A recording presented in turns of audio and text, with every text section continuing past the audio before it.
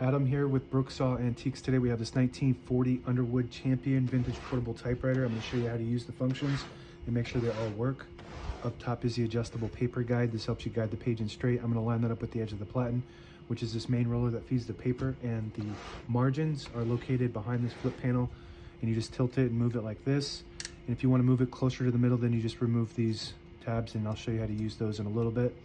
This is your right margin, and we're going to set that around 70-ish. It's about the length of a page, and then we'll test those in front. These two adjustable rollers or paper fingers are moved from side to side if you want to move them, but right now they're set pretty close to the edge of the page, and that looks good.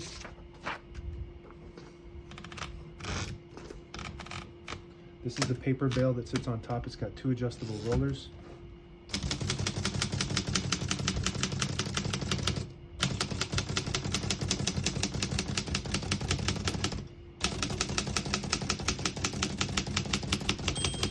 Once you hear the bell, you're at the end of the margin. You hit this line space, gets it back to the beginning, and skips 1 or 2 spaces.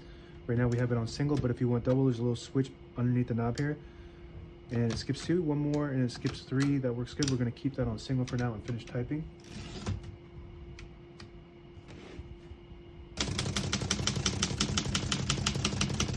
As you can see, all the keys type nice and none of them skip or stick. I'll type a sentence in red on the next line, switch from black to red. There's a switch on the right side here.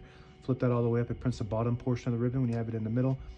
It prints no ink at all. It just leaves a stencil for copying purposes. When you have it all the way down, it prints the top portion of the ribbon. We're going to move that up for red.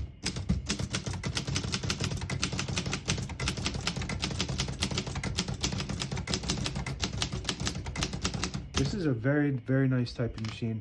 This is probably one of my favorite Underwood typewriters of all time. It sounds like one of the best typewriters ever. It's got a really crisp, clean sound to it. The keys are beautiful and they feel comfortable. Super smooth. They're not too heavy or too light. They feel very smooth for an Underwood. Really like this model. To pull the page out easy, there's a switch on the right side here. You flip it forward and it unlocks the rollers underneath the platen, allowing you to pull the page out easy. Or load thicker paper like carbon copy or cardstock. Make sure you flip that back before you load the next page, or else it won't load correctly. Shift on each side and the shift lock on the left. To clear that, just hit the shift button again. Backspace on the top left works good. Tabs, so we already opened the back here to show you the tabs, and these are manually set. You just pull them out and put them wherever you want on this rack, and it shares the same rack as the margins, so you would have to remove these if you want the margins somewhere in between and just place them somewhere else. Right now they're set at 10, 25, 15 space intervals. So when you hit that tab button, it stops at each one of those. Look how smooth that is, very smooth.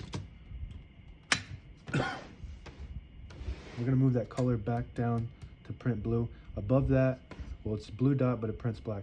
Above that is low, high. This is your touch control. The higher you go, the more tension there is when you hit the keys. You do have to hit them harder from the print, but they respond faster when you have it on low. It doesn't, you don't have to hit the keys as hard, but they don't respond as fast. This little incognito button here is the margin release. You get to the end of the margin, there's a block from printing, and if you hit that margin release, it will allow you to go all the way to the end or until you get stuck on that paper finger. Open the hood. All the brand new ribbons loaded on the left, or it's loaded on the right on this model because it pulls from underneath on the Underwoods. So it's pulling to the left, and if you want to switch that direction, there's a ribbon reverse on the right side here. Flip it to the back to pull to the right. Flip it to the front to pull to the left, and you can ratchet it by turning it. On the right side of the carriage is the carriage release, which is this button here. Very smooth. On the left side of the carriage is the line space disable, which flip this forward. Nope, that's the carriage release. I guess it doesn't have. Yeah, okay, so that's your line space disable. You pull that knob out, it disables the spacing, you push it in, you get the clicks. Each one of those clicks is a space. It does have a carriage release on the left, very fancy and smooth. And that's it, now available on eBay or Etsy. Search Brooksaw Antiques.